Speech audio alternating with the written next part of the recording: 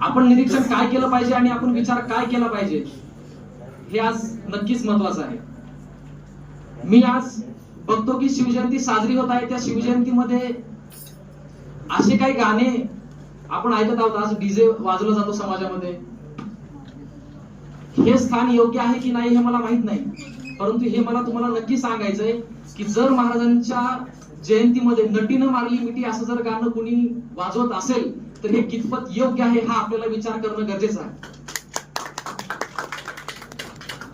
अशाच प्रकारे महाराजांची जयंती साजरी होत असताना जर एखादा मद्यपान करून व्यक्ती त्या ठिकाणी येत असेल तर ते कितपत योग्य आहे हा विचार आपल्याला आजच्या रोजीला करणं गरजेचंच आहे. आज महाराजांचं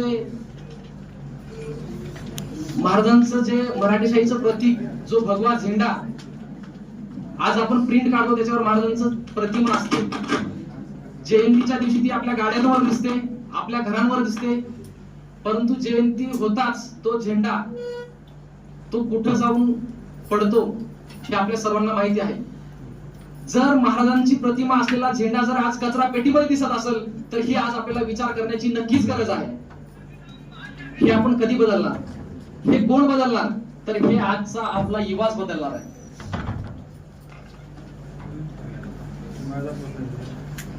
त्याच प्रकारे महाराजांच्या नावाखाली जी आजकाल राजकारण्यांनी जे एक सहारा घेण्याचे चालू केलेला आहे की आम्ही शिवरायांच्या विचारांचे आहोत.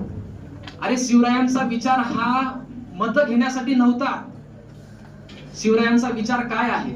शिवरायांच्या विचाराखाली जर एखादा राजनेता आपला राजकीय स्वार्थ करून घेत असेल तर ही देखील आज आपल्याला विचार करण्याची नक्कीच गरज आहे. असा राजकीय नेता आपण आपल्या राजकारणामध्ये ठेवायचा का याचा पण आपण आज विचार केला पाहिजे. जातीवाद, धर्मवाद हा महाराजांच्या कालखंडामध्ये नव्हताच हे आपल्या सर्वांना माहिती आहे.